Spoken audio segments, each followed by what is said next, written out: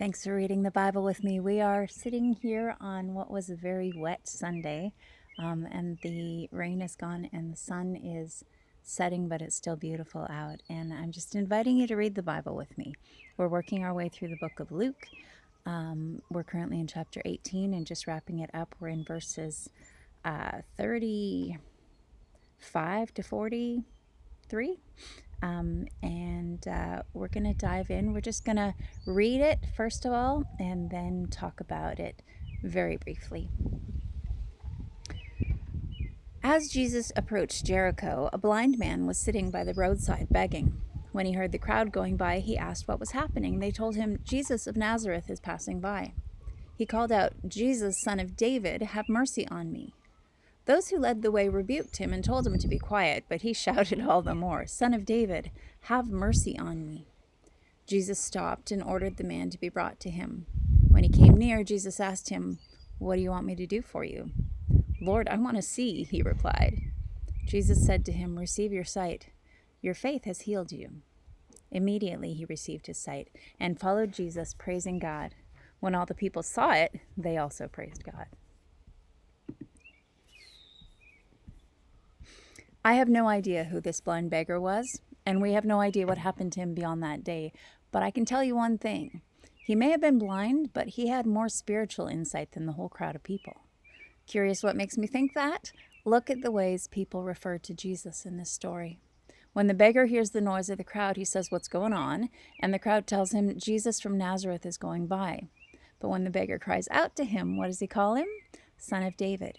Remember back when Luke traced Jesus' ancestry to King David to demonstrate that he met the criterion of being the promised Messiah?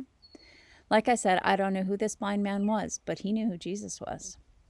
This man believed that Jesus was God's promised Messiah, and he knew the prophecy promised that the Messiah would make blind people see. He wanted in. He yelled for help, and the more people tried to shut him up, the louder he got. I love everything about this story. This man was not missing out on Jesus. Jesus was near, and he was not letting him pass by until he saw him with his own eyes.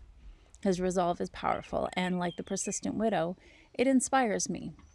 But there's more. The exchange with Jesus is so profound. Don't skip by thinking Luke threw this in casually. "Oh, Jesus healed another guy on the way." It isn't a random story. Jesus has heard this man call him the son of David, so he knows the man believes who he is. Jesus asks, "What can I do for you?" And the man asks him to heal his blindness. Look at what Jesus says to him. This takes us back to when he spoke with the Samaritan leper, the one who came back to say thank you. The man was healed of his disease, but when he went back, Jesus said, "Off you go, your faith has made you well." He wasn't just cured of leprosy, his sins were forgiven because he believed in Jesus. I think we're seeing the same thing in this story of the blind beggar. Jesus replies, "Your sight is restored, your faith has healed you." I don't think he's talking about the man's blindness when he says the second part. I think the man's faith in Jesus had healed his soul. Jesus wanted him to know that he was forgiven, a member of God's kingdom. His faith in Jesus made him whole. Jesus just stopped by to heal his eyes. The man's response was to follow Jesus and praise God, and the crowd joined in. They were loving the show. Jesus just kept doing amazing things. It was great because now they could say they were there when the blind guy was healed along the road to Jericho, but did they believe in Jesus? How many of them in their enthusiasm and excitement were actually healed?